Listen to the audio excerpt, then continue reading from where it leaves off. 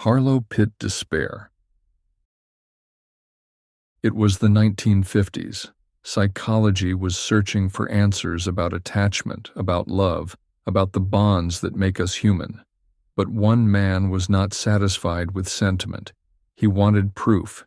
He wanted to see what happened when love was stripped away, when a child, defenseless and innocent, was left with nothing. His name was Harry Harlow, a psychologist at the University of Wisconsin.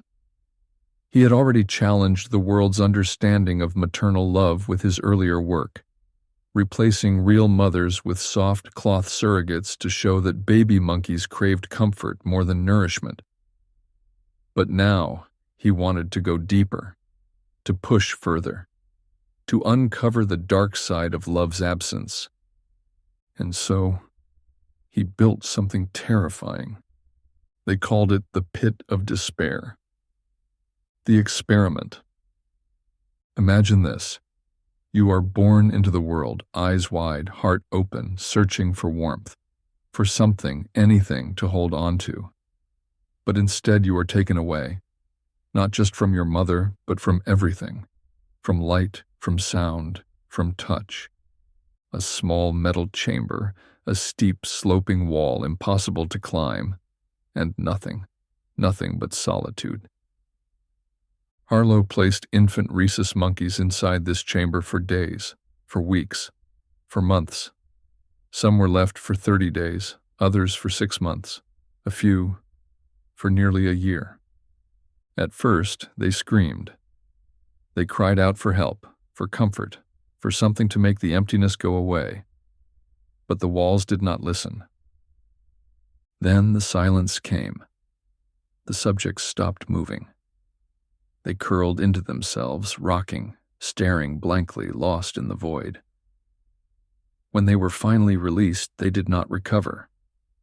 They could not play, could not connect, could not return to the world they had been taken from. Harlow wrote, "No monkey has died during isolation, but death might have been a merciful end. It was not just sadness. It was not just loneliness. It was despair, a hollowing out of the soul, the ethical dilemma. Why do we do this? Why do we inflict suffering to uncover truth?" Harlow believed he was answering something essential, proving that love is more than just food, more than survival, that without love there is only emptiness. But at what cost? The Pit of Despair became infamous. His critics called it cruel, unnecessary. The field of psychology began to turn against him. Ethics in animal research had been looser then, but even by those standards, this was unsettling. Was it worth it? Could the suffering of one justify the knowledge gained for many? Harlow defended his work. We need to understand depression, not just treat it, he argued. But his own life began to spiral into darkness, depression, alcoholism. He withdrew from those around him, just like the creatures he had studied. The lasting impact. Today, the Pit of Despair remains a haunting symbol of psychological research. It changed how we understood attachment, trauma, and the devastating effects of isolation. But it also changed something else, how we think about ethics. Experiments like these are no longer allowed. The suffering of animals, of any living being, is weighed against the pursuit of knowledge. But even now, in hidden corners of research labs, in solitary confinement cells, in neglected childhoods, isolation continues. Could something like this happen again, or is it already happening? Sleep well, if you can.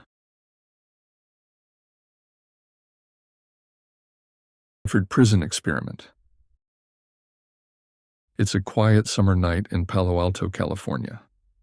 Imagine it's August 1971. The air is warm, filled with the gentle scent of flowers drifting through Stanford University's empty campus. Most students have gone home for their summer break. The campus feels peaceful, calm.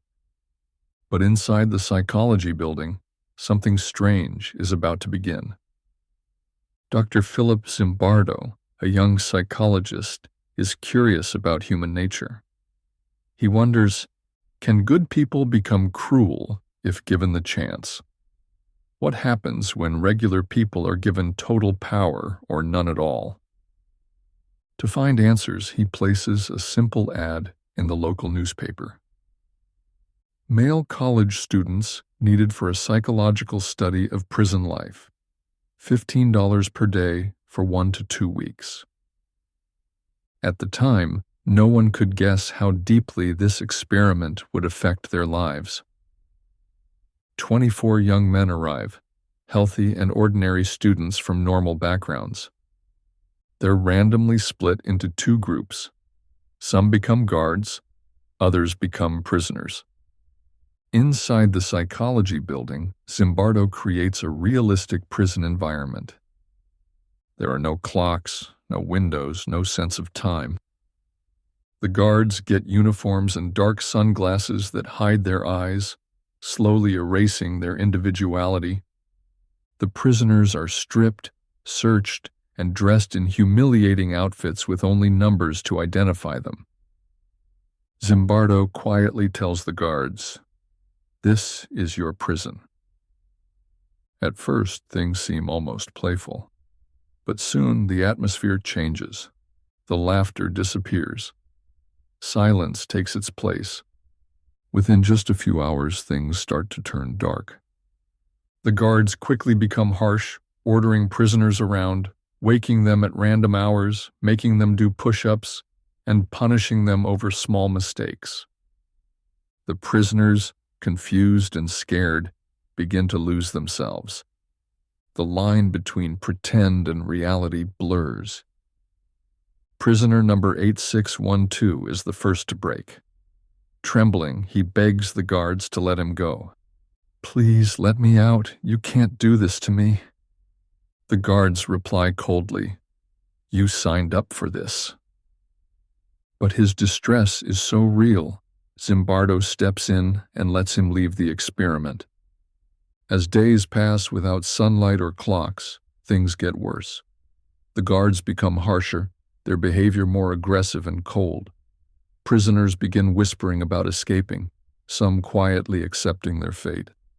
A heavy feeling of fear spreads everywhere. Prisoner number 819 breaks down next, crying uncontrollably. "I'm not a prisoner, I'm just a student." From their cells, the other prisoners chant loudly, "Prisoner number 819 did a bad thing." Even Zimbardo finds himself deeply caught up in his own experiment, acting less like a scientist and more like a prison warden. He forgets he's supposed to protect these young men. The experiment was meant to last 2 weeks, but after only 6 days, it had spiraled out of control. Other researchers, shocked by what they'd seen, convinced Zimbardo to stop immediately. This wasn't supposed to happen, but it did. The Stanford prison experiment showed something unsettling about human nature. Ordinary people, given power and anonymity, could quickly turn cruel, and those stripped of their power could quickly lose their sense of self. Ethically, the experiment crossed lines that should never have been crossed. The young men involved experienced lasting psychological harm. In the aftermath, new guidelines were introduced to protect people in future studies. But it left a haunting question behind. How thin is the line between good and evil in all of us? Maybe kindness and cruelty are closer than we'd like to believe. Perhaps all it takes to bring out darkness in a person is a uniform, sunglasses, or a number sewn onto their clothes. If you were placed in that position, would you be any different? And as you drift off to sleep tonight, consider this. What lies beneath the surface of who we truly are when everything else is taken away.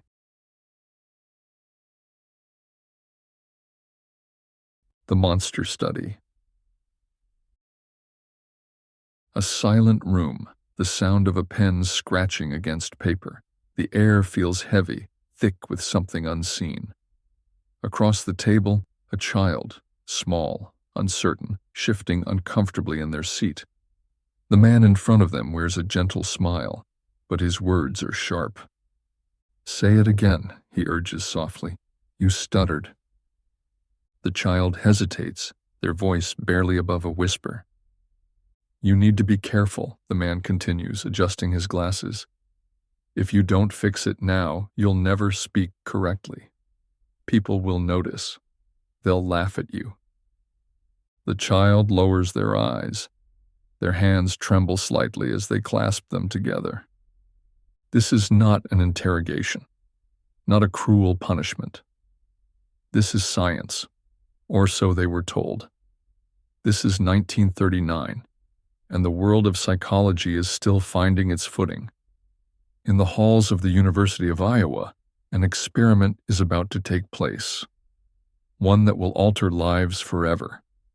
It will be remembered as the Monster Study. The experiment. The man in the room is Dr. Wendell Johnson, a respected psychologist. His interest lies in speech therapy, specifically the origins of stuttering. He believes that stuttering is not simply a condition people are born with. Instead, he suspects it may be learned. To test this theory, his graduate student, Mary Tudor, is sent to the Iowa Soldiers' Orphans' Home, a place where vulnerable children have already been stripped of stability, comfort, and family. They are chosen not because they stutter, but because they are easy to manipulate. There are 22 children in total. They are divided into two groups. One group consists of children who already stutter. They will be encouraged, reassured, supported. The second group, they are fluent speakers, perfectly normal, but they will be led to believe otherwise. Mary Tudor sits with the children, her voice kind but firm. "Do you hear that?" she tells a boy who speaks without issue. "That little break in your words? That's a stutter." The boy blinks in confusion. He hadn't noticed before. "You must be careful," she warns. "If you're not, it will get worse." The same words are repeated to the others. Some are told they are improving. Others, those who never had a problem to begin with, are told they do have a problem, that their speech is flawed, that they should be afraid of speaking at all. And so they begin to change. At first, it is just hesitation, a pause where there was once confidence. Then the pauses grow longer. The words falter. A little girl, once bright and talkative, begins to avoid speaking altogether. She lowers her eyes when addressed. She presses her lips shut, unwilling to risk another mistake. They are fluent speakers no more. The ethical dilemma. It does not take long for the effects to settle in. Some children develop real speech problems. Some withdraw completely, refusing to talk unless absolutely necessary. But the experiment is not reversed. No one tells them it was all a test. No one reassures them that they were never broken. Mary Tudor, perhaps sensing the harm she had inflicted, returns to the orphanage months later. She tries to undo the damage, offering words of encouragement. But it is too late. The fear has already taken root. The children will carry this with them for years, decades, a lifetime. When word of the experiment eventually spreads, it is met with horror. There is no other way to describe it. These were orphans, children with no one to protect them. They were led to believe they were defective. They were left to suffer the consequences alone. It is no wonder that history calls this experiment the monster study, not because the children were monsters, but because the experiment itself was monstrous. The lasting impact and reflection. What does this study reveal about human nature, about the power of words? It tells us that belief is stronger than truth, that if a child is told they are flawed enough times, they will believe it, even if it was never real to begin with. It tells us that psychological scars are just as deep as physical ones. Could something like this happen today? Not in the same way. The ethical guidelines that now govern psychological research exist because of studies like this. But still, words have power. Labels stick. A child who is told they are not good enough, smart enough, strong enough, will grow into an adult who believes it. And in that sense, perhaps the monster study never truly ended.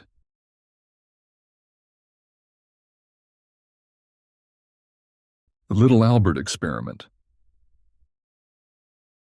A quiet room, white walls, empty except for a small crib and a few scattered objects. In the crib, a baby, a chubby-cheeked boy with wide, curious eyes. His name is Albert. The year is 1920. The place, a laboratory at Johns Hopkins University. A man in a suit and tie watches from the corner, his eyes sharp with interest. This is John B. Watson, one of the leading psychologists of his time. With him, his assistant, Rosalie Rayner, stands with a clipboard, taking notes. They believe they are on the verge of something groundbreaking. Watson has a theory. Emotions, even fear, are not something we are born with. They are learned, conditioned. He wants to prove it, and for that, he needs a subject, someone untouched by fear, someone like little Albert, the experiment. At first, Albert is just like any other baby.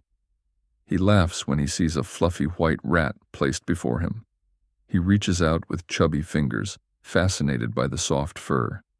But then, a sudden sharp sound. A loud clang of a steel bar being struck just behind him. Albert startles. His tiny body jerks. His face contorts, lips trembling. A cry escapes him, uncertain at first, then full of fear. Watson and Rayner exchange glances. The experiment has begun. Day after day, they repeat the process. Albert sees the rat. He reaches for it.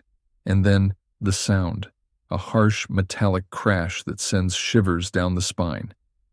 Each time, Albert cries a little harder. Each time, his fear grows stronger. Until one day, the rat is placed in front of him, and Albert doesn't reach for it. Instead, he recoils. He whimpers. The mere sight of the rat now fills him with terror. Watson has done it. He has conditioned fear. But it doesn't stop there. Soon Albert's fear spreads. A white rabbit is introduced. He shrinks away. A dog, a fur coat, even a Santa Claus mask, anything remotely fluffy sends him into distress. The fear has taken root, deep and unshakable. The ethical dilemma.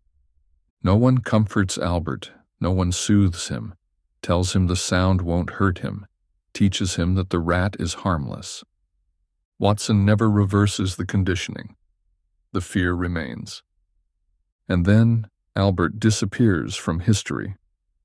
His mother, possibly unaware of what was happening, takes him away. No one knows what became of him, whether he carried those fears into adulthood, whether they faded, or whether they shaped the course of his life in unseen ways. Ethical standards in psychology did not yet exist in 1920. There were no consent forms, no discussions on the morality of inducing fear in a helpless child. The experiment was considered a success. But at what cost? the lasting impact and reflection. Watson's work changed psychology forever. It laid the foundation for behaviorism, proving that emotions could be conditioned, manipulated like any other response. His research shaped advertising, education, even therapy. But it also raised haunting questions. If fear can be conditioned so easily, how many of our own fears are not truly ours? How many are echoes of experiences long forgotten, ingrained into us by the world around us? And perhaps most unsettling of all, if little Albert had been conditioned to love instead of fear, how different would his life have been? As you drift into sleep, think about the fears you carry. Are they truly yours, or were they given to you?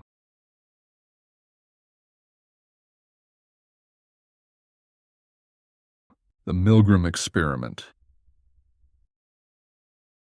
Imagine you're sitting in a quiet room. The lighting is soft, but the room feels cold, almost like a doctor's office. Plain gray walls surround you, and in front of you, there's a panel covered in switches. Each switch has a number, starting small, 15 volts, and climbing higher and higher, all the way to a worrying level. Next to you stands a calm man in a white lab coat. He speaks softly and clearly, telling you that everything is safe. "Don't worry," he says. "This is important for science." You're at Yale University back in 1961. A psychologist named Stanley Milgram wants to understand something troubling. He wonders how far regular people would go if someone they respected told them to do something harmful. Would they obey even when it felt completely wrong? Now, it's your turn to find out. In another room, there's someone answering questions. You can't see him, but he's there, just behind a wall. Your task is simple. You'll ask him questions, and if he gets an answer wrong, you're supposed to press one of the switches, giving him a small electric shock. Each time he answers incorrectly, the shocks become stronger. You look at the switches in front of you. They're labeled neatly, just numbers on a board, harmless at first glance. You take a deep breath, trying to stay calm. The experiment starts. The first mistake happens. It's minor. You press the switch. A small shock, no big deal. The man behind the wall barely reacts. You continue, and the voltage goes up. 30 volts, 45 volts, 60 volts. It feels easy enough at first, just numbers, nothing serious. The man beside you gently repeats, "Please continue." But suddenly, at 120 volts, things change. You hear a painful cry from behind the wall. It's sharp, genuine, real discomfort. You pause, your heart beating faster. Now those numbers don't seem harmless anymore. You hesitate, glancing at the man in the lab coat. "Are you sure he's okay?" you ask nervously. He nods calmly, confidently. "It's all right, please continue." Now each flip of the switch feels harder. The cries become louder, more desperate, and at 200 volts, the screams are so intense that your heart pounds in your chest. You want to stop. Everything inside you tells you this is wrong. But the calm voice says again, clearly and gently, "It's important that you continue." At some point, the screaming stops. There's only silence behind the wall. You're worried. You glance at the man beside you, but he just nods again. "Continue," he insists softly. What you don't yet know is the man behind the wall isn't hurt at all. He's an actor pretending to feel pain. You're part of Stanley Milgram's famous psychological experiment designed to test obedience and authority. But in this moment, you believe it's real, and that's what makes it so troubling. Milgram discovered something disturbing. that ordinary people, people like you and me, can go incredibly far when following orders from someone they see as an authority. He found that 65% of participants continued delivering shocks all the way to the highest voltage, even when they believed they were causing great pain. When participants found out the truth, that nobody was hurt, it didn't erase their feelings. Many were upset and shaken. They repeated quietly, "I was just following orders," as if trying to comfort themselves. This experiment caused a big debate. People argued it wasn't fair or ethical to make participants feel so much stress. But Milgram believed the experiment was necessary, saying, "People often see themselves as tools, just following someone else's wishes, losing responsibility for their actions." Now, as you lie quietly drifting towards sleep, think about this. If it was you sitting in that room, would you keep pressing the switches? Or would you find the courage to resist, to question that calm voice gently urging you on? Maybe the answer isn't easy. Maybe you'll never fully know what you'd do. And maybe that's exactly why Milgram's experiment still matters, quietly reminding us of how complicated we truly are.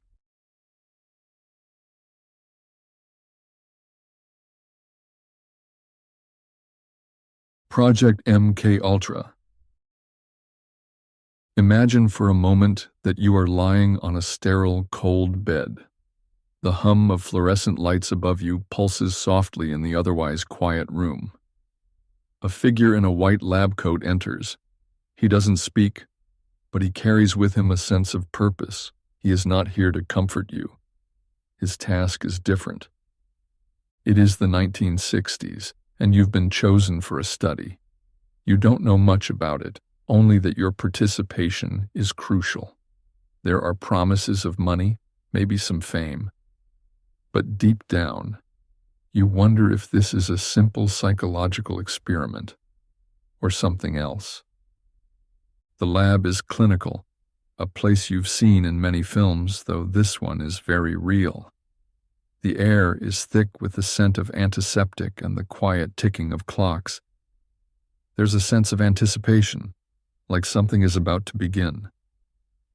But you cannot yet understand what. You don't know that you've been chosen for one of the most controversial and secretive government-funded studies in history, Project MKUltra, the experiment.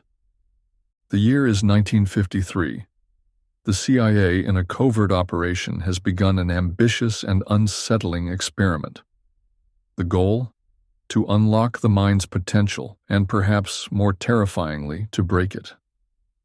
MKUltra is born out of the government's desire to control and manipulate human consciousness, to see if they can induce mind control, to create a perfect spy, someone who could be programmed to act without question.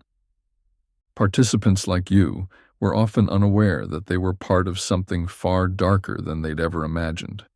Some were volunteers, others not. The researchers, led by Dr. Sidney Gottlieb, were exploring the limits of human cognition. They used substances, many of which were illegal, like LSD. But this wasn't just about drugs. The mind itself would be the laboratory. The tests were unpredictable, invasive, often chaotic. Subjects were given doses of LSD, sometimes without their knowledge, and were subjected to sensory deprivation. Dark rooms, isolated from time, from sound, from human touch. Imagine sitting in a chair, a small plastic tube held against your mouth. You breathe in deeply, uncertain of what's inside. You don't know whether it's poison or if it's going to open the door to a new world. The sensation of reality shifts. Time slows. Thoughts become fragmented. The room begins to dissolve, and all you have left is the mind. But even the mind may betray you. The experiment was slow, meticulous. It didn't just study the mind. It bent it, pushed it, until the lines between thought and reality blurred. Participants, at first unaware, soon began to notice strange things happening to them.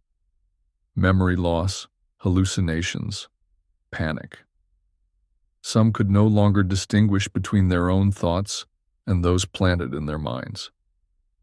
Yet they were still forced to remain in the study, to continue to play their part, even as they began to question the very nature of their existence.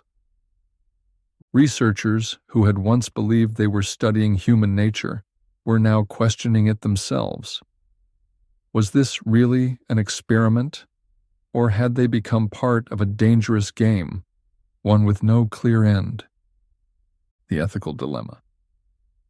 As the years passed, MKUltra grew more controversial. The line between psychology and torture became nearly invisible. The effects of the experiments were often irreversible. Those who had been subjected to them found themselves lost, disoriented. The mind they had once known was now a shadow, slipping through their fingers like sand. The ethical questions loomed large. Was it right to manipulate people's minds without their consent? Was it justifiable to break a person's will for the sake of experimentation? Was this research, meant to protect the nation, worth the human cost? In 1973, when the truth of MKUltra began to leak, a storm of outrage followed. The government, the researchers, even the medical community scrambled to explain the damage that had been done. But the questions still lingered. What if something like this could happen again? What if, in the name of science, humanity could be manipulated so easily? Many of those who participated in MKUltra would never recover. Some spent years trying to rebuild their lives, while others faded into obscurity, their experiences erased from the public eye. The experiment had destroyed their sense of self and their futures. In 1973, when the truth of MKUltra began to leak, a storm of outrage followed. The government, the researchers, even the medical community scrambled to explain the damage that had been done. But the questions still lingered. What if something like this could happen again? What if, in the name of science, humanity could be manipulated so easily? Many of those who participated in MKUltra would never recover. Some spent years trying to rebuild their lives, while others faded into obscurity, their experiences erased from the public eye. The experiment had destroyed their sense of self and their futures.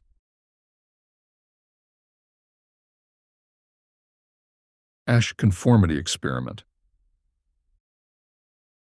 Imagine yourself sitting in a small, quiet room. The walls are a soft, neutral color. There's a table in front of you, and around the table there are a few strangers. You don't know them, but they are about to become an important part of an experiment you've agreed to take part in. The man in the lab coat stands at the front of the room. He smiles and explains that the study is about vision, more specifically, about how people perceive lengths of lines. It seems simple enough. You don't think much of it. The year is 1951. The location is a university in a city filled with the hum of a changing world. It's a time when psychology is just beginning to delve into the deeper aspects of human behavior. The experiment you're about to take part in is being run by a man named Solomon Asch, a psychologist who is curious about something very simple yet very unsettling. How far will people go to fit in? You're told to look at the lines projected on a board. One line is clearly the longest. The others are shorter. You'll be asked to match the line on the board to one of the 3 lines in front of you. But as you look around at the others seated at the table, you notice something strange. They're all giving different answers, wrong answers, and they are all strangely confident about their choices. The experiment. As the trial begins, you watch as each person around the table begins to make their choices. One by one, each person answers. The first person says, line B. The second says, line B. The third says, line B. The fourth says, line B. They are all wrong. You know this. You see the lines clearly, and you know which one is the longest. You glance over to the man in the lab coat. He's watching, waiting for you to answer next. Your heart starts to beat a little faster. You're not sure what to think. Do you speak up? Do you challenge them? Or do you go along with the group? You feel the pressure.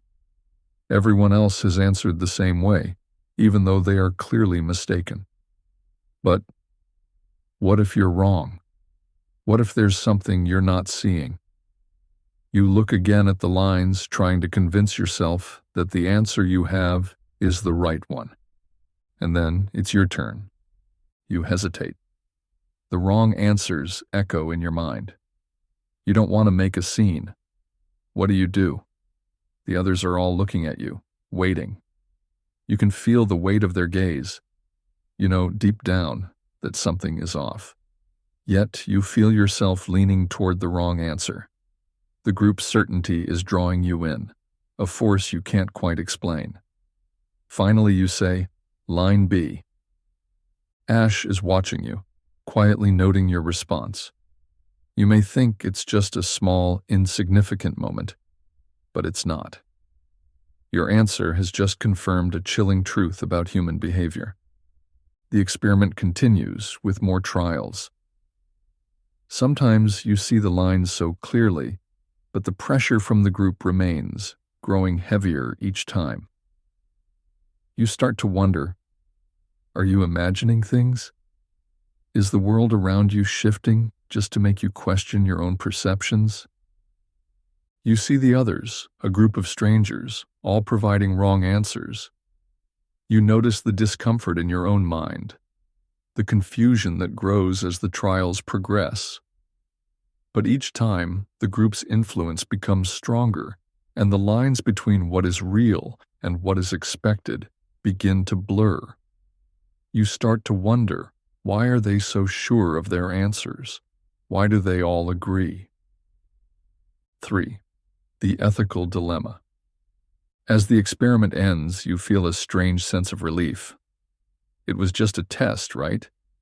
But then, as you reflect on what happened, something disturbing begins to settle in.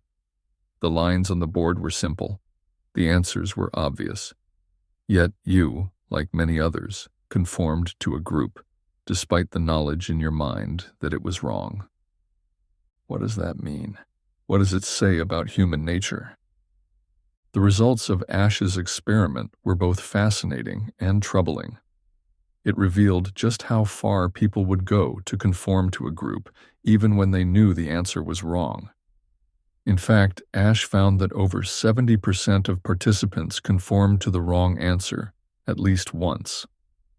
Many participants, like you, even began to doubt their own perceptions, succumbing to the silent pressure around them. But this was more than just a study about answering questions. It was a study about the human need to belong, about the fear of standing alone, and the discomfort of being different. The ethical dilemma here is clear. The participants, like you, were put into a position where their personal judgment was undermined by a powerful group influence. The study did not just explore conformity, it explored the darker side of human behavior. The lengths we'll go to avoid being an outsider, to avoid conflict, and to belong. Were the participants harmed by this? Perhaps not physically, but emotionally. The experiment left many questioning their own self-confidence. For decades, the study would serve as a cautionary tale, reminding psychologists of the deep and lasting impact group influence can have on our behavior. 4. The lasting impact and reflection. As you lay back, drifting deeper into relaxation, Think about the implications of the ash conformity experiment. It's more than just a simple study. It's a mirror to human nature. It shows us how fragile our perceptions can be in the face of societal pressure. The need to fit in, to be accepted, can overpower even the clearest sense of reality. It's a humbling reminder of how much influence others can have on us, even in subtle, unseen ways. Could something like this happen again today? Perhaps. In our modern world, social media has amplified the pressure to conform in ways that Ash could never have imagined. We may no longer be answering questions on a chalkboard, but the same forces of conformity are at play.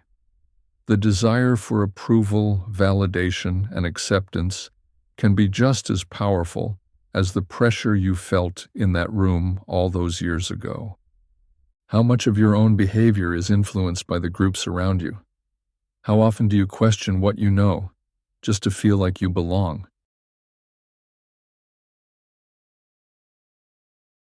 The bystander effect. It's a cool night in New York City. The streetlights flicker, casting long shadows on the pavement. You are walking home alone, the quiet hum of the city wrapping around you like a blanket. But then, a scream cuts through the night air, a woman's voice raw with fear. You stop, your heart pounds, you look around, windows are lit, people are home, but no one moves, no one helps, and so you wait too. Someone else will call, someone else will do something. This is where it begins. In 1964, a young woman named Kitty Genovese was attacked outside her apartment in Queens. It was later reported that 38 people heard her cries for help. Yet no one intervened in time to save her. Why? Why do we hesitate? Why do we stand by when someone needs help? Psychologists John Darley and Bibb Latané wanted to know. And so, in 1968, they designed an experiment to uncover the truth. The experiment. Imagine you are a college student. You have been invited to participate in a study on communication. You sit in a small room, a microphone in front of you. A researcher explains, "You will talk with other participants, but you won't see them. Your conversation will be transmitted through an intercom, one person speaking at a time." The discussion begins. One of the voices belongs to a fellow student. He sounds nervous, his breathing is uneven. And then, I think I'm having a seizure. I don't know what to do." His voice trembles. He gasps for air. And then, silence. What would you do? You are alone in the room. The door is closed. You cannot see anyone else. But you know they are there. Others must have heard him. Surely someone is already getting help. Right? Minutes pass. Nothing happens. What Darley and Latané discovered was chilling. The more people who were in the study, the less likely anyone was to help. When a person thought they were the only witness, they rushed to find help 85% of the time. But when they thought there were 4 others, that number dropped to just 31%. They called it the bystander effect. The idea that when we are surrounded by others, we feel less personal responsibility. We assume someone else will act. And so we hesitate. We wait. And sometimes it's too late. The ethical dilemma. The findings were unsettling. This wasn't about cruelty. It wasn't about apathy. These were ordinary people caught in a psychological trap. The study revealed something dark about human nature. Our instinct to follow the crowd, to remain passive when we should act. It raised troubling questions. What if we are in danger one day? Will others hesitate just as we do? Some criticized the experiment. The participants had been placed in a distressing situation.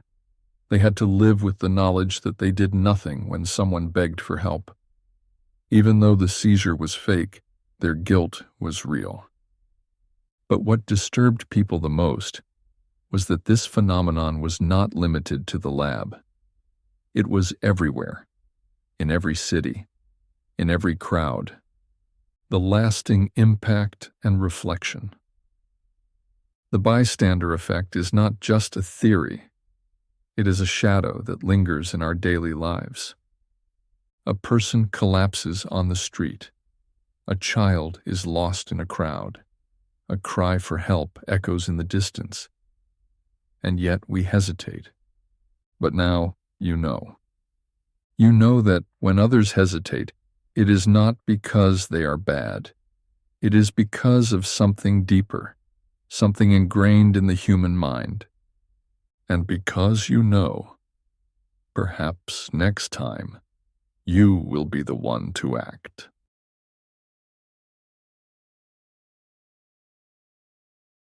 The third wave experiment. It was the spring of 1967. In a small high school in Palo Alto, California, a history teacher named Ron Jones stood before his students, pondering a difficult question. One of his students had asked, how could ordinary people have followed Hitler? How could an entire nation have been swept into such obedience? Jones didn't have a simple answer. Instead, he decided to show them. He would turn his class into an experiment, a social movement, a demonstration of how easy it is to surrender to authority without even realizing it. He called it the third wave, the experiment. Monday. It began with discipline. Jones introduced strict rules, posture, silence, precise movements. Students had to sit with their backs straight, feet flat on the floor. When speaking, they had to stand beside their desks, using only short, direct sentences. He enforced these rules with quiet authority. And surprisingly, the students obeyed. Tuesday. The movement gained momentum. Jones introduced a salute, sharp, swift, and unmistakable. He called it the third wave salute, and soon students were using it in the hallways, even outside of class. They felt a sense of belonging, a purpose greater than themselves. Wednesday. The movement grew beyond the classroom. Students recruited others, eager to be part of something powerful. The class swelled in size. What had started as a history lesson now had its own identity. The third wave had its own chant, its own rules, its own members. Thursday. Dissent became dangerous. Jones noticed something chilling. Students who questioned the third wave were quickly silenced. Some were reported by their peers. Others were shunned. Fear had crept into the room, but the students didn't see it. They believed they were part of something righteous, something necessary. Then Friday came, and Jones revealed the truth. The students were gathered, expecting a grand announcement. Instead, Jones turned on the television. A documentary played, grainy black and white footage of Nazi Germany, of salutes that looked eerily familiar, of obedience that led to horror. And then silence. Slowly, the realization set in. They had become part of the very thing they once condemned. A stunned, eerie quiet filled the room. The experiment was over. The ethical dilemma. The third wave was not conducted in a sterile lab with consent forms and controlled variables. It was real. A psychological transformation unfolding in a high school classroom. Jones had proven his point, but at what cost? Many students were shaken. Some cried. Some refused to believe they had been manipulated so easily. Others felt anger, toward themselves, toward Jones, toward the realization that human nature was more fragile than they had imagined. Did Jones cross an ethical line? Was it just a lesson, or had he done something more, something that could not be undone? The lasting impact and reflection. Decades later, the third wave remains one of the most haunting social experiments ever conducted. It showed us how quickly people can fall in line, how easily power can shape belief, and how dangerous blind obedience can be. Could something like this happen again? History tells us yes, and perhaps even now, somewhere, it already is. Would you have raised your hand in the third wave? Would you have followed? Or would you have resisted, alone, against the tide?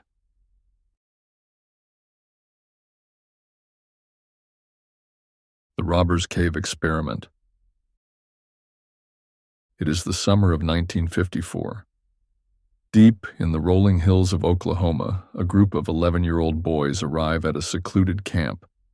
The sky is bright, the air thick with the scent of pine.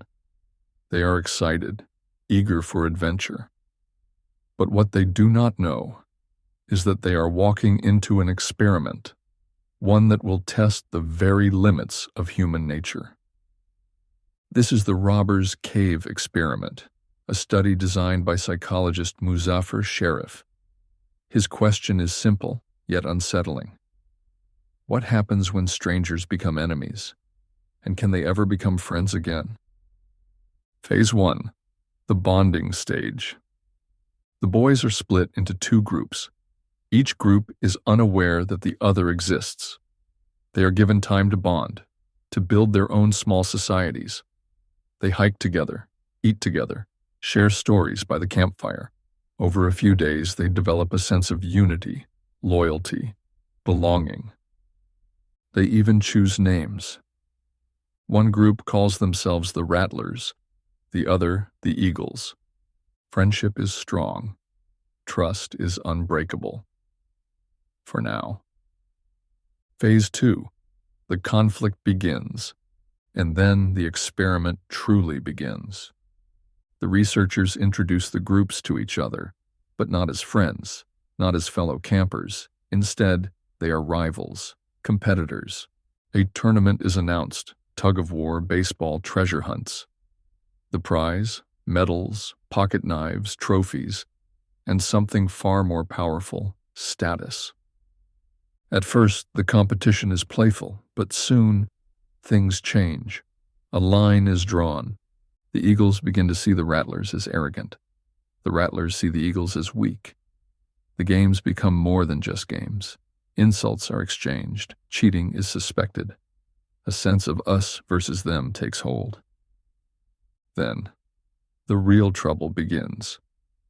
The Eagles burn the Rattlers' flag. The Rattlers raid the Eagles' cabin. Food is stolen. Fights break out. The boys have become enemies. The researchers watch from a distance, taking notes.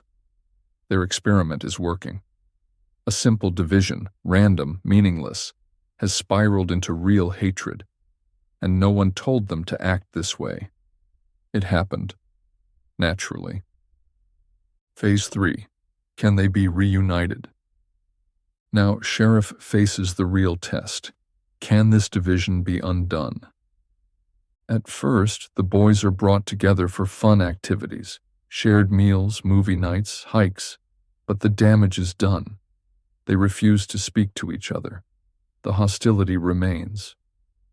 So, the researchers take a different approach. They create a crisis, a problem that neither group can solve alone. A truck carrying camp supplies gets stuck in the mud. If they don't work together, there will be no food, no water. The boys hesitate. Then, slowly, they begin to cooperate. Side by side, they push the truck, straining, struggling, until the wheels finally move. A moment of silence, then cheers. For the first time, they are not Eagles and Rattlers. They are just boys. By the end of camp, they are sitting together, eating together, laughing. The divisions they once held so tightly, gone, as if they had never existed. The ethical dilemma. The Robbers Cave experiment remains one of the most unsettling studies in psychology. It revealed something deeply troubling: how easily we can be divided. The boys were not evil. They were not trained to hate. Yet with just a little push, just a competition, just a prize, their friendships collapsed into hostility. How different is this from the real world? Wars, politics, social divisions. How much of our hatred is created, not by choice, but by circumstance? The lasting impact. Sheriff's experiment shaped our understanding of human conflict. It showed that division is easy, but so is unity. The key, a common goal, a reason to work together. And yet, the world remains divided. Are we all just campers in someone else's experiment?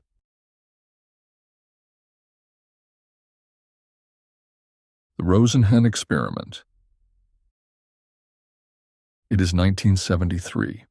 The world is beginning to question the institutions that define sanity and madness. Dr. David Rosenhan, a psychologist with a mind that refuses to accept the obvious, wonders, how do we know who is truly insane? And if we can't tell the difference, what does that say about the system itself? So he devises a test, a simple yet profound experiment that will rattle the foundations of psychiatric care. The experiment. 8 people, professors, students, a housewife, a psychologist, all healthy, all completely sane. Each one walks into a different psychiatric hospital scattered across the United States. They have rehearsed their lines carefully. When asked why they are there, they will say the same thing. I keep hearing a voice. It says, empty, hollow, thud. Nothing more. No history of mental illness. No odd behaviors. And then they wait. The moment they are admitted, the performance stops. No more voices, no more symptoms. They act normal, completely themselves. Yet the doors do not open. The labels do not disappear. Doctors observe them through a clinical lens, filtering every action through the assumption that these people are sick. If they take notes, they are labeled as obsessive. If they sit quietly, they are withdrawn. If they pace the halls out of boredom, it is nervous agitation. On average, each pseudo-patient remains inside for 19 days, some for nearly 2 months. Not one is recognized as a fraud by the hospital staff. But the other patients know. You're not crazy, one whispers. You're a journalist, aren't you? A quiet truth, understood by those who have spent too long inside the walls. When finally released, it is not because doctors realize their mistake. They are discharged with a diagnosis of schizophrenia in remission, not misdiagnosed, not mistakenly admitted. Number once labeled, always labeled. The ethical dilemma. What does it mean if the gatekeepers of mental health cannot tell the difference between the sick and the well? What if the very system meant to heal is, instead, a cage with no key? After Rosenhan publishes his findings, the psychiatric world is outraged. One hospital, defensive and defiant, challenges him. Send us more imposters, and we will catch them. He agrees. Over the next several weeks, the hospital proudly reports that it has identified 41 possible fakes. They refuse to be fooled again. Rosenhan's response, I never sent anyone. A silent, damning revelation. The very act of expecting deception had tainted their judgment. They saw what they wanted to see. The lasting impact and reflection.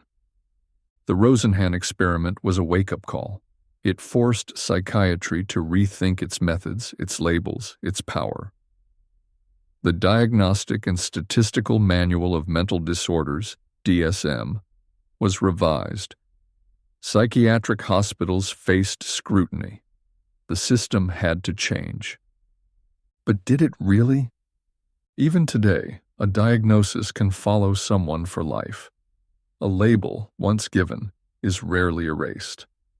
And if you walk into a doctor's office and say the wrong thing, would you be believed? Or would you be trapped, like those before you, inside a system that sees what it expects to see? The Landis Facial Expressions Experiment. The setup.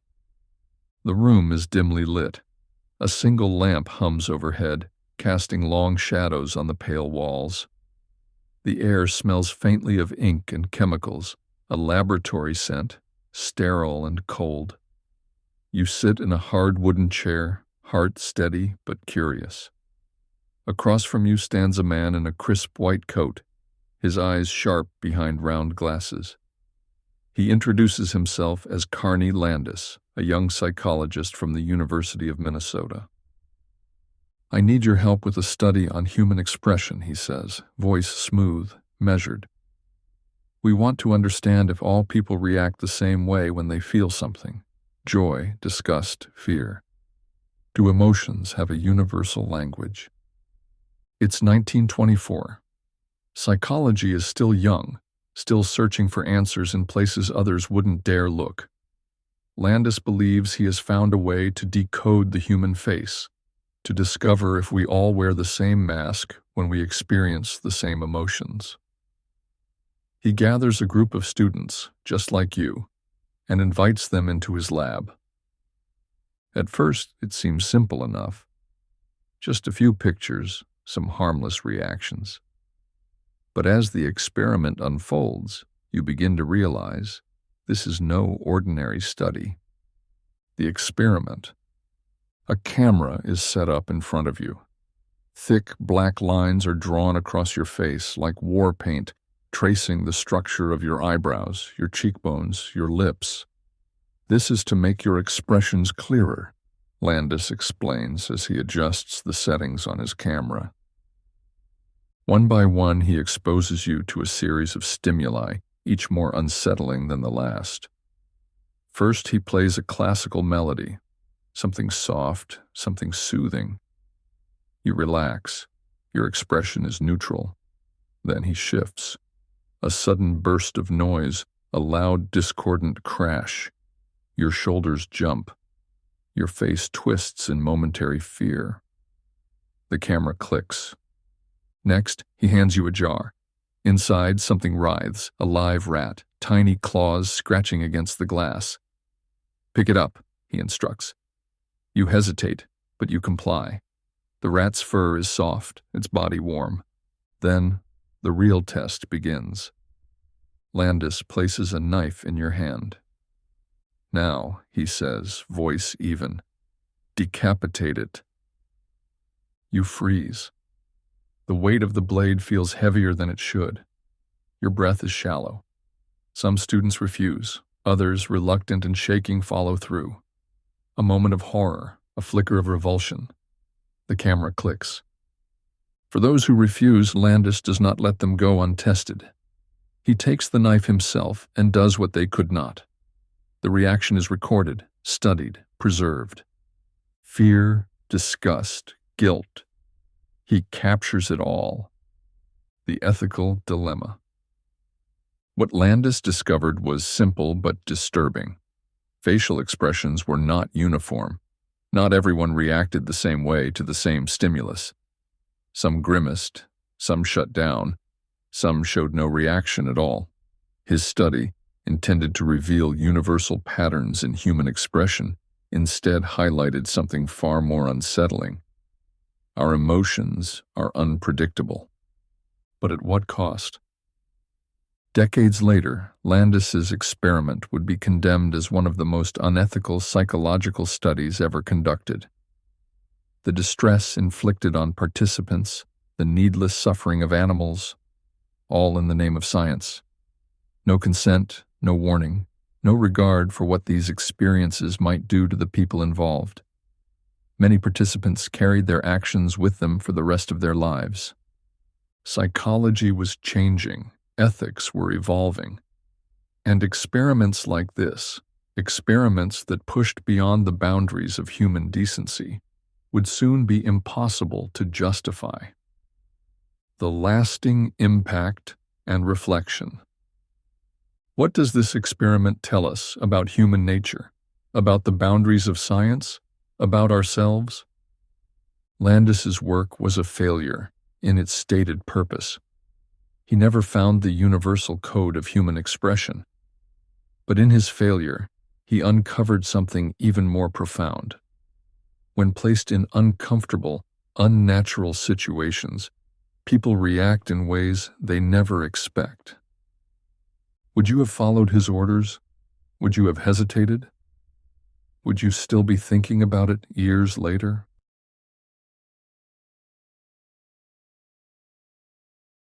The case of Phineas Gage. T is a quiet morning in Vermont. The year is 1848. The sun rises over the hills, and the sound of hammers echoes across the land. A team of railway workers is laying tracks through the wilderness. Among them is Phineas Gage, a respected foreman. He is young, strong, and known for his leadership. On this day, he prepares an explosive charge to clear a path through the rock. He follows the same steps he has done many times before. He drills a hole, fills it with gunpowder, and covers it with sand. Then, using a long iron rod, he presses down to pack the mixture tightly. But something goes wrong. A brief distraction, a moment of carelessness, and in an instant, everything changes. The experiment, a spark, an explosion. The iron rod, 3 feet long and over an inch thick, shoots upward. It enters Gage's skull just below his left cheekbone, passes through his brain, and exits through the top of his head. The rod lands several yards away, covered in blood and brain matter. Gage falls to the ground, but he does not die. Amazingly, he does not even lose consciousness. His co-workers rush to help. He is confused but awake. He speaks, he even walks. A doctor arrives, expecting to find him near death. Instead, he finds Gage sitting upright and speaking. "Here's business enough for you," Gage says, blood dripping onto the ground. He is taken to a nearby boarding house. Dr. John Martin Harlow examines him. A piece of his skull is missing. The wound is severe and unnatural. Yet Gage survives. He fights infections and fever. Weeks later, he recovers physically. But something about him is different. Gage is no longer the same man. Before the accident, he was responsible, focused, and respected. Afterward, he becomes impulsive, unpredictable, and foul-mouthed. He cannot keep a job. He drifts from place to place like a stranger inside his own body. The disciplined leader has turned into someone reckless and unstable. What happened inside his brain? The ethical dilemma. After the accident, Gage becomes one of the most famous cases in psychology. Dr. Harlow carefully studies him, realizing that the injury to his frontal lobe has changed his personality. This discovery challenges everything scientists believed about the brain and behavior. For the first time, there is proof that personality and self-control come from specific parts of the brain. The mind is not just a mysterious force. It is made of tissue and neurons, and it can be altered by injury. But this raises a disturbing question. If an accident can change who we are, what does that mean for free will, for morality, for our identity? And if the mind can break, can it also be repaired? The lasting impact and reflection. Phineas Gage's case becomes a landmark in neuroscience. His story helps scientists understand the role of the frontal lobe in decision-making and personality. Today, brain injuries are studied using advanced technology, and his case has influenced treatments for many disorders. But his story also leaves an unsettling thought. If a man can change so completely from one accident, what does that say about our sense of self? How stable is our personality? If Gage lost himself in a single moment, could the same happen to anyone? And if our thoughts and emotions come from our brain's wiring, how much of our choices are truly ours? As you close your eyes, think about this. If Phineas Gage had not survived that day, we might never have known how easily a person can change. Or perhaps we would still believe that we are something more than flesh and bone.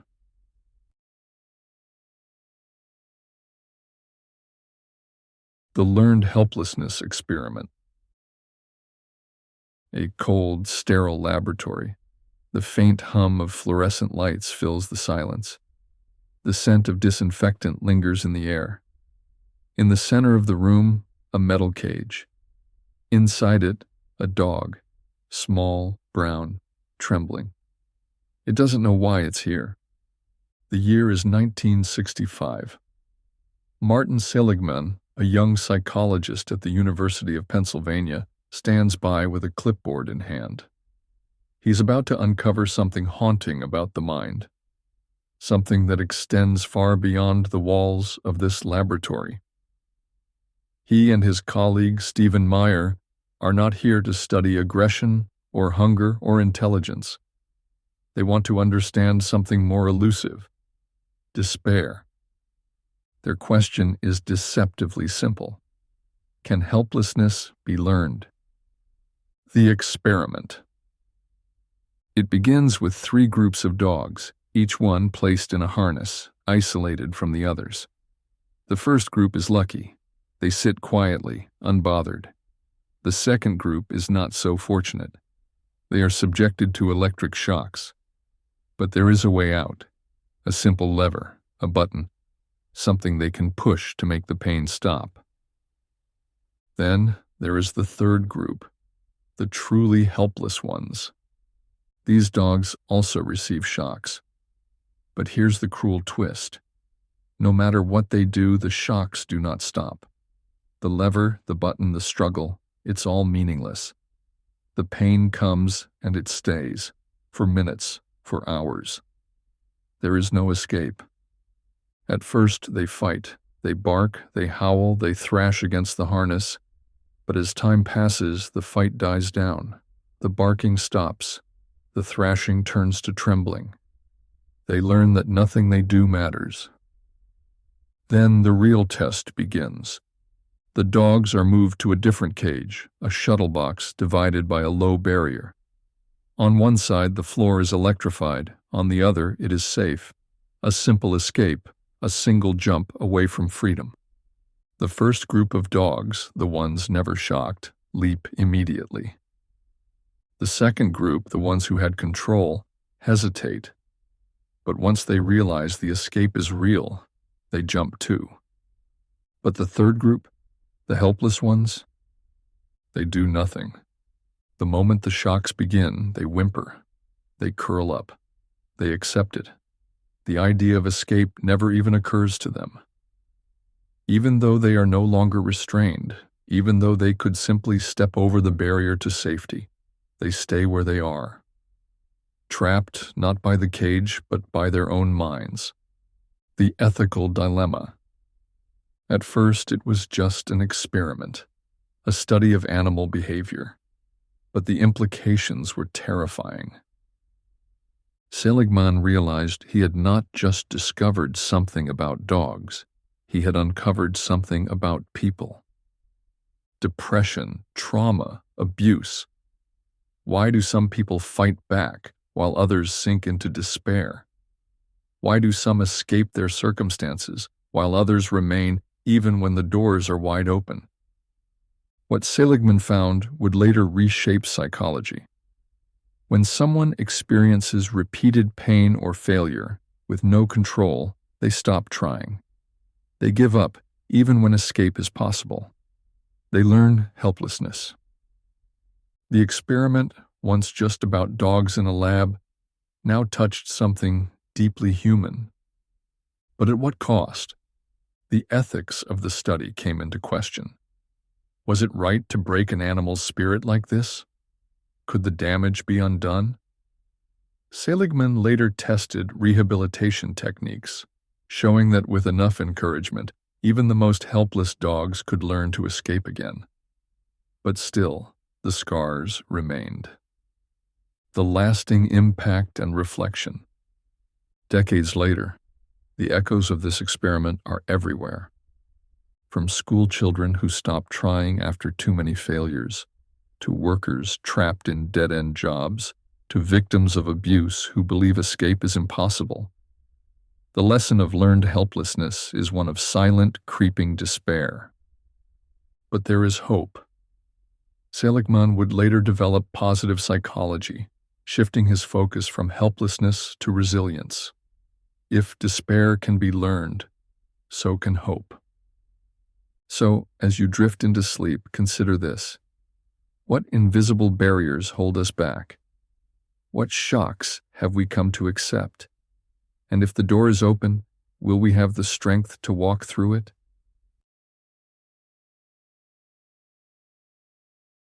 The David Reimer experiment. A quiet hospital room, a newborn baby, a single medical decision that would unravel into one of the most disturbing psychological experiments in history. The setup. It is the summer of 1965. The sterile white walls of a hospital in Winnipeg, Canada, hum with the quiet beeps of medical monitors. A pair of twin boys, Brian and Bruce Reimer, are brought in for a routine medical procedure, circumcision. Their parents, young and trusting, believe they are doing what is best. But something goes horribly wrong. A doctor's mistake during the operation leaves Bruce with severe, irreparable damage. The parents are devastated. A life-altering decision must be made. And then, like a shadow creeping into the room, enters Dr. John Money, a psychologist at Johns Hopkins University with a controversial theory. He believes gender is not something we are born with, but something we are taught. A radical idea in the world of psychology. He proposes a solution. Raise Bruce as a girl. Forget he was ever a boy. Shape his identity through socialization alone. His parents, desperate for a way forward, agree. From that moment, Bruce Reimer becomes Brenda Reimer. The experiment. From infancy, Brenda is dressed in frilly dresses, given dolls instead of toy trucks, and encouraged to behave in traditionally feminine ways. Dr. Money monitors the experiment closely. The Reimer family travels to his clinic every year, where he evaluates and reinforces Brenda's female identity. He is convinced it is working.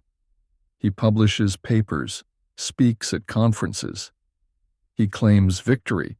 Gender, he insists, is entirely a product of environment.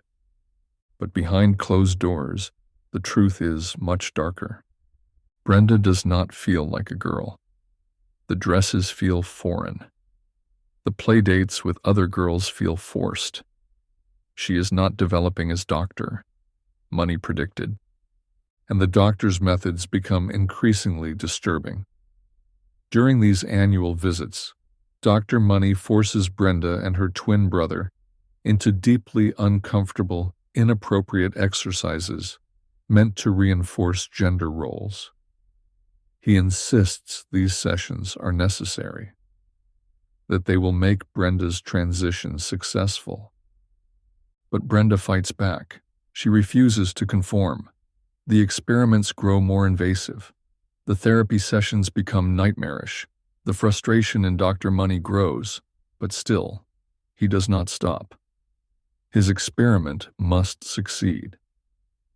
By age 14, Brenda has had enough. She refuses to see doctor. Money again. The pain, the confusion, the isolation, it all comes crashing down. And then the truth is revealed. Her parents, unable to keep the secret any longer, tell Brenda everything, that she was born a boy, that her entire life had been an experiment. The ethical dilemma. Imagine discovering that your entire identity was an illusion, that you were part of a psychological experiment without your consent, that your pain, your confusion, was all part of someone else's theory. The Reimer family had trusted Doctor. Money, believing his guidance would give their child a normal life. But instead, it led to suffering beyond comprehension. Brenda, now choosing to live as a male again, reclaims his identity as David Reimer. But the scars of the past remain. He struggles with depression. His twin brother, Brian, who was also deeply affected by the experiment, battles his own demons. Dr. Money, however, never acknowledges failure. He does not follow up on David's life. He does not retract his claims. His work continues to be cited in discussions about gender identity, despite the destruction it left behind. The lasting impact and reflection. In 2004, at the age of 38, David Reimer takes his own life. His story stands as a haunting reminder of the dangers of unethical experimentation, of what happens when science ignores humanity. Could something like this happen again?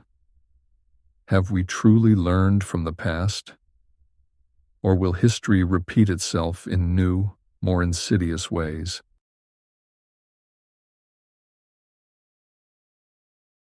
The Blue Eyes versus Brown Eyes experiment. It is the morning of April 5th, 1968, a quiet town in Iowa, the kind of place where life moves at a steady, predictable rhythm. Inside a small, bright classroom, a group of third graders take their seats, their young faces filled with innocence and curiosity. At the front of the room stands their teacher, Jane Elliott. She is kind but firm, a woman who has spent years guiding young minds. But today, she is about to teach a lesson unlike any other, a lesson not found in textbooks, a lesson on division, one that will carve a deep mark into these children's hearts. She clears her throat, scanning the room with calm authority. "Today," she announces, "we are going to do something different. Today, we will find out what it feels like to be treated unfairly, simply because of the color of your eyes." The children shift in their seats, puzzled. They wait for her to explain the experiment. She begins with a simple declaration. Blue-eyed children are superior. They are smarter, more capable, more deserving of praise and privilege. The brown-eyed children, on the other hand, are different. They are slower, less intelligent, less worthy.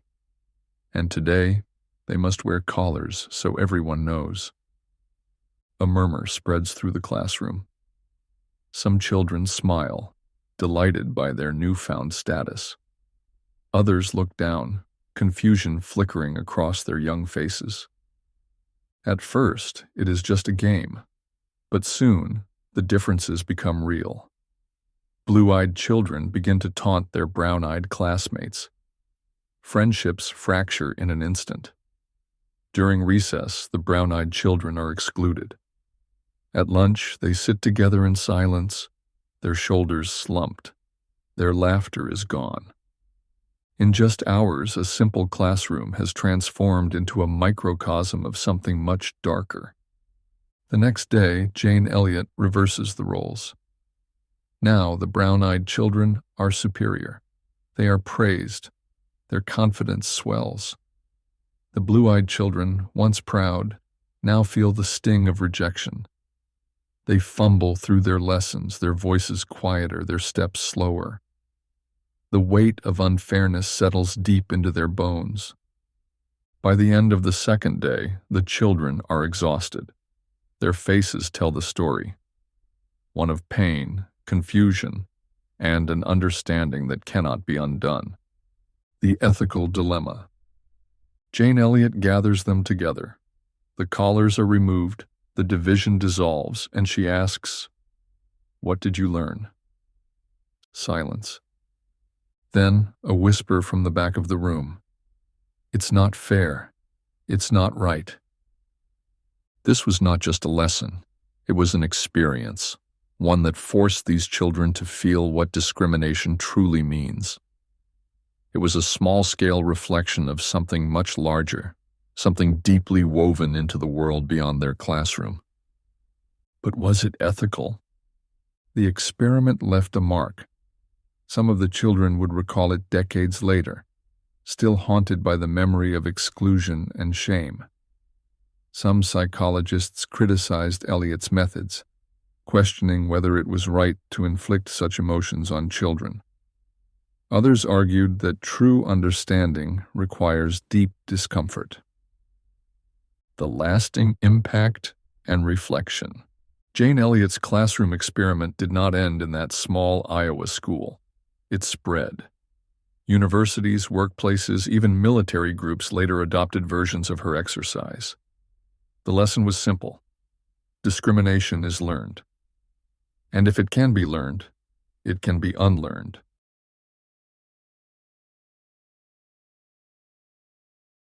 The car crash experiment, 1974. A quiet room, a flickering projector, a simple question that would change the way we understand memory forever. It was 1974. Two psychologists, Elizabeth Loftus and John Palmer, were about to conduct an experiment that would reveal something unsettling about the human mind. It wasn't about fear or pain, but something far more subtle and far more disturbing. The way we remember the past is not as reliable as we think. The setup.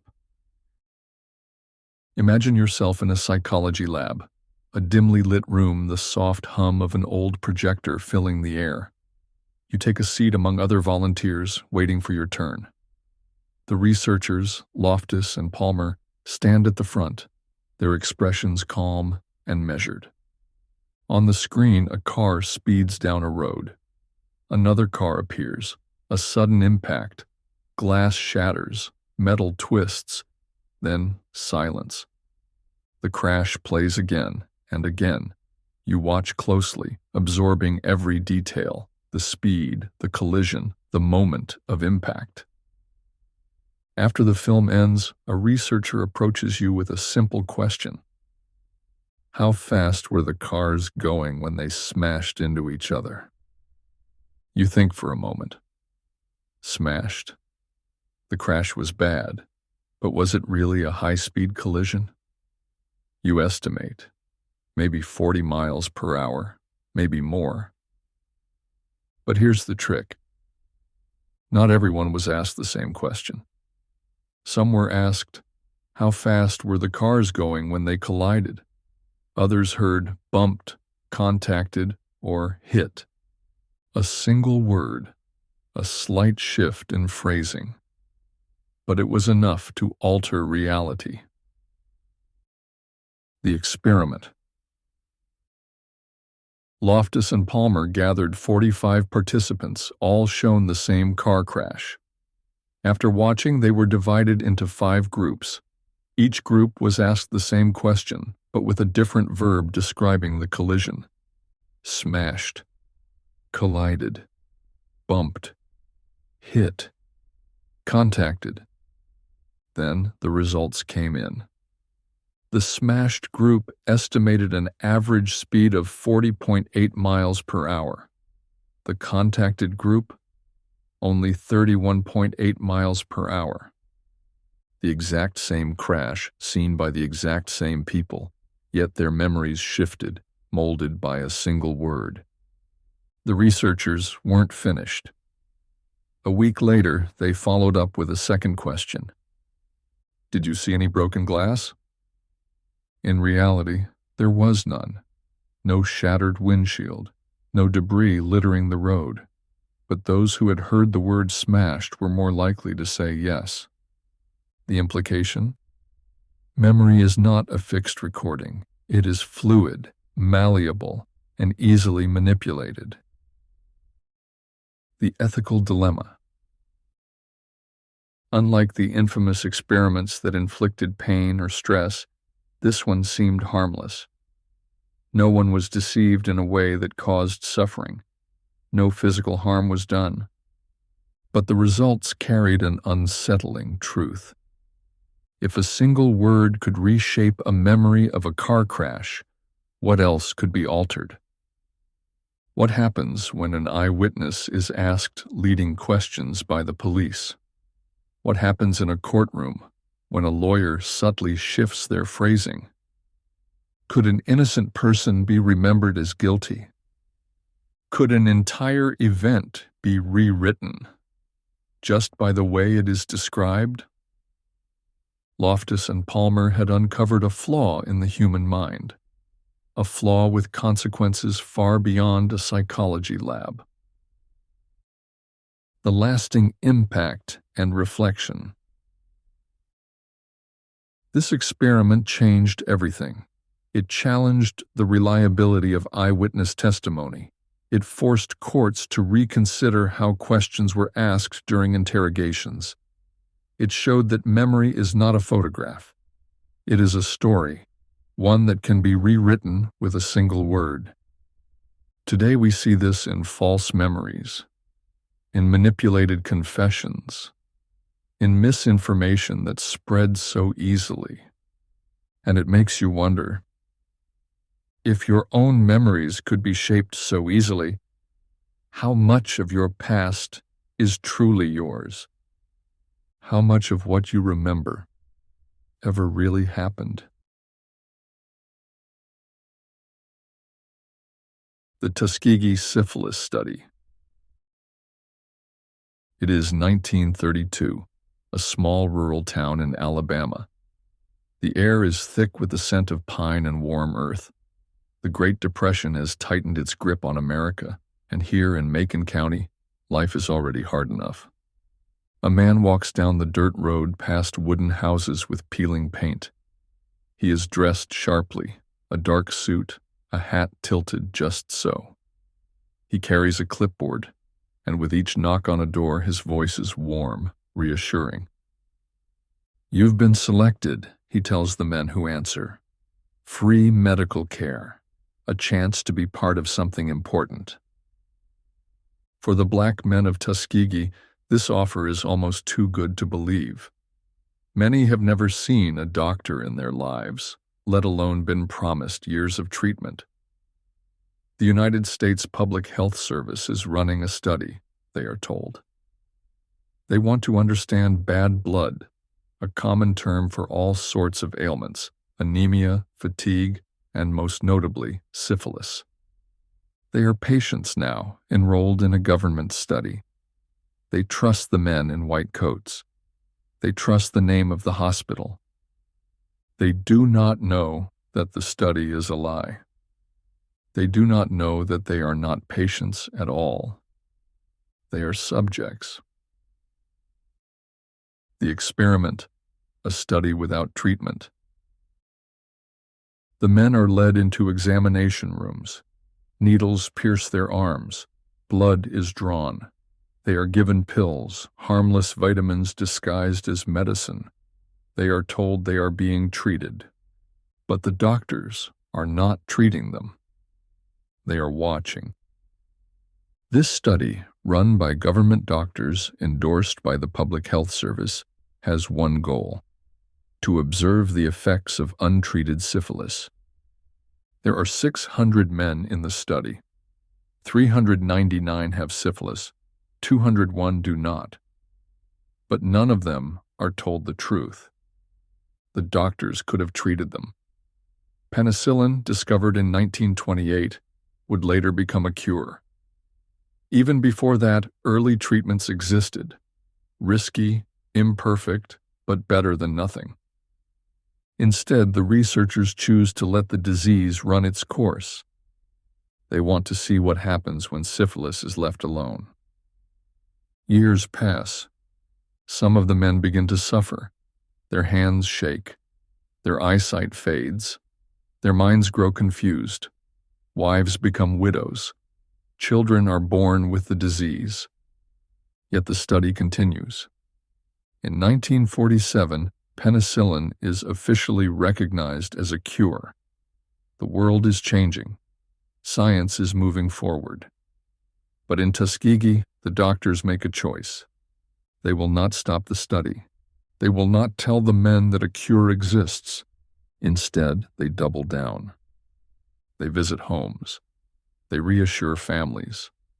They tell the men to keep coming in, to keep letting them take their blood, to keep believing in their care. Some men grow suspicious, but they have little power to resist. The doctors have friends in high places. The study is backed by the government, by universities, by respected medical institutions. They tell the men they are helping them. They tell themselves they are serving science. And so the study drags on for 40 years. The ethical dilemma. The truth comes out. It is not until 1972, 4 decades after the first men walked through the clinic doors, that the world learns the truth. A journalist breaks the story. A whistleblower, horrified by what he has seen, brings it to light. The country is outraged. Investigations begin, questions are asked. How could this happen? The doctors give their answers. It was for science, they say. But science, the world replies, should not be built on suffering. The study is shut down. Survivors, now elderly, are offered treatment at last. Families are given financial settlements. But for many, it is too late. Wives are gone. Sons and daughters have inherited disease. The damage cannot be undone. The lasting impact, a stain on medical ethics. This study did not just harm its victims, it shattered trust. Even today, echoes of Tuskegee linger in the fear of hospitals, in the hesitancy toward medical research. It changed the way studies are conducted. Informed consent is now a requirement. Bioethics committees oversee experiments. Laws are written to prevent such atrocities. But the question remains, could something like this happen again? Could the pursuit of knowledge, of science, of progress, ever again blind men to the suffering of others? And if it did, would we recognize it in time? The Willowbrook Hepatitis Study.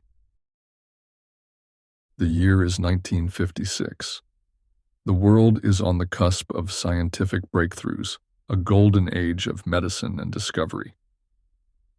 But behind the walls of the Willowbrook State School in Staten Island, New York, something deeply unsettling is unfolding. Imagine a long, dimly lit corridor. The smell of antiseptic lingers in the air. A soft hum of fluorescent lights buzzes above. The sound of children, some laughing, some crying, echoes through the halls. This is not a hospital, not a research facility, but a school for children with intellectual disabilities. Dr. Saul Krugman, a respected pediatrician and researcher, walks the halls, clipboard in hand. He has a hypothesis, a question that demands an answer. How does hepatitis spread, and can it be prevented? It is an era of medical ambition, where boundaries are blurred in the pursuit of knowledge. The children of Willowbrook are his subjects. A study is about to begin, and the line between science and ethics will soon dissolve. The experiment. One by one, new arrivals at Willowbrook are led into examination rooms. They are not asked for consent, they are not given a choice. Many of them are wards of the state, abandoned, forgotten, and voiceless. A nurse prepares a syringe. A small vial of brownish-yellow liquid sits on a tray nearby. The liquid contains the live hepatitis virus, extracted from infected patients. Carefully, methodically, the nurse injects the virus into the child's bloodstream or feeds it to them mixed with chocolate milk. Over the next few weeks, the children develop fever, nausea, jaundice. Their skin turns a sickly shade of yellow.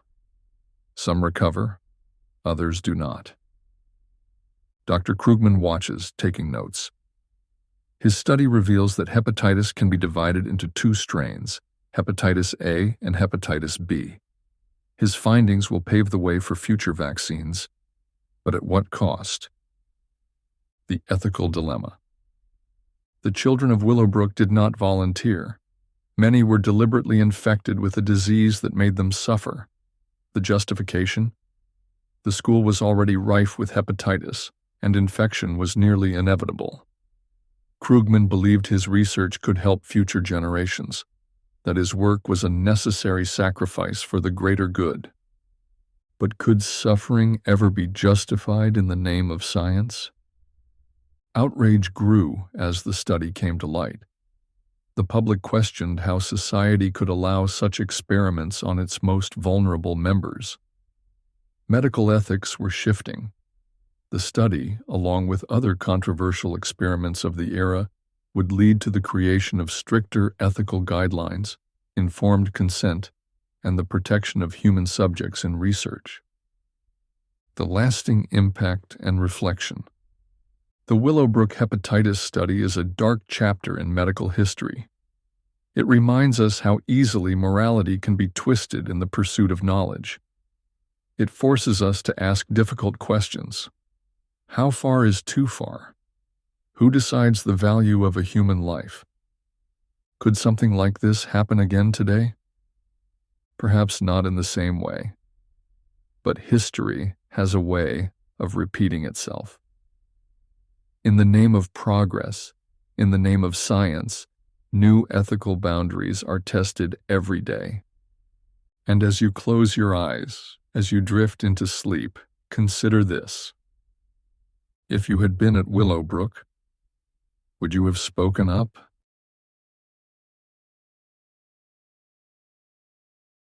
The lobotomy experiments. The year is 1949. Across America and Europe, mental asylums are overflowing. Patients suffering from schizophrenia, depression, and anxiety are locked away, often for life. Medicine offers little hope. Therapy is in its infancy. Doctors are desperate for a cure, something to silence the voices, to calm the restless, to ease the burden of untreatable minds. Enter Dr. Walter Freeman, a neurologist, a visionary, or a butcher, depending on who you ask. He believes he has found the answer. The human brain, he argues, is like an electrical circuit. Overactive, disordered thoughts. A few precise incisions should sever the connections causing distress. He calls it the lobotomy.